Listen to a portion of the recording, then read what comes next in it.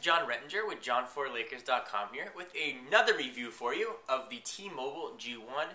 You may remember, or you may not, that I reviewed this device when it first came out a few months ago, but I only had the phone for just a couple days, so I couldn't really put together a comprehensive review as I would have liked.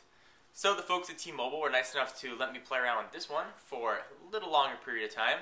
So let me give you my updated thoughts on it. So first thing I want to say is I've been very happy with the phone. But seeing as it's a phone first, it's got to have good call quality. And I can say that I've been extremely impressed with T-Mobile's call quality.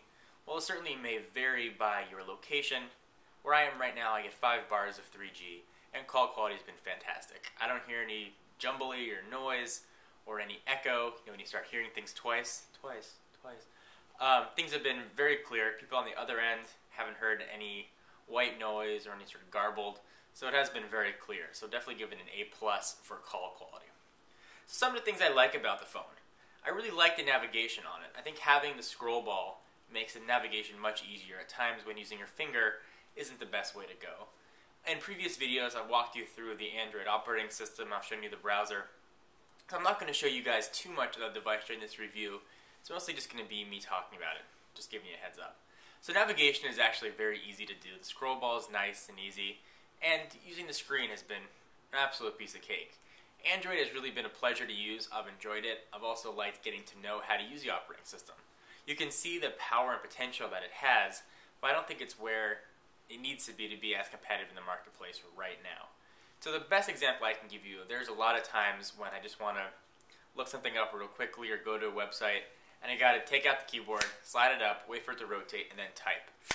The G1 is severely suffering from lack of an on-screen keyboard. Something that will be fixed probably imminently with, I believe, what's called a cupcake update. Essentially, that's going to give it a keyboard.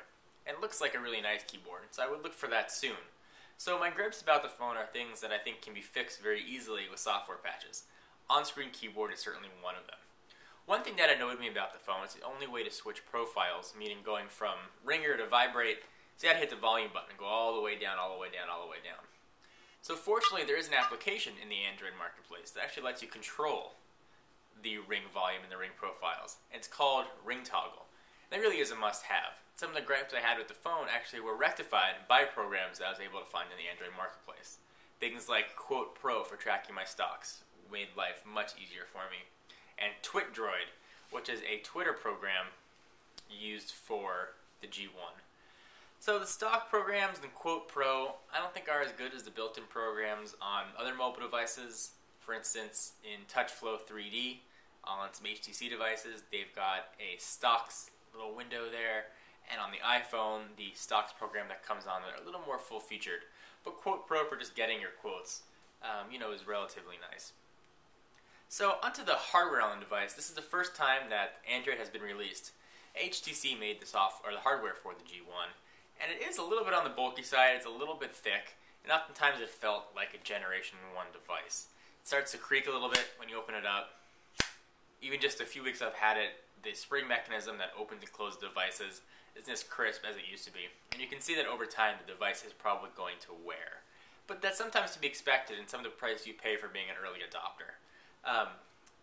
This is actually the first phone that I've tested in quite a while that I could say I could use this in place of my iPhone, which is my daily driver. I could use this phone. The browser is full featured. There's a very nice YouTube client on it. There's maps, there's GPS. I have a nice keyboard on here. Granted, it's a tactile keyboard. This is really the first device that I can say that on and say that wholeheartedly and actually recommend to people who are looking for a full experience.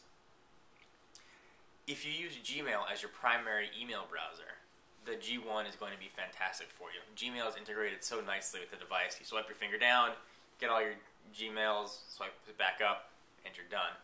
If you use another email server, you're going to have some difficulty. The built-in just pop email client, not so good. Again, I think that's something that'll be fixed and rectified with software updates and applications in the Android marketplace. Just something to bear in mind as you're going through this. Also, if your company or work or whatever you're with uses Exchange Server, right now there's no support for Exchange Server, which is a little bit on the annoying side.